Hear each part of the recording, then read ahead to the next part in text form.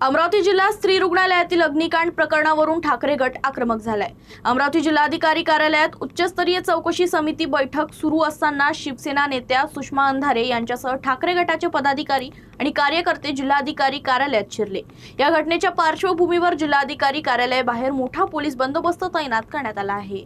अमरावती जिल्हा स्त्री रुग्णालयातील अग्निकांड प्रकरणाच्या चौकशीसाठी उच्चस्तरीय समितीची बैठक जिल्हाधिकारी कार्यालयात सुरू होती।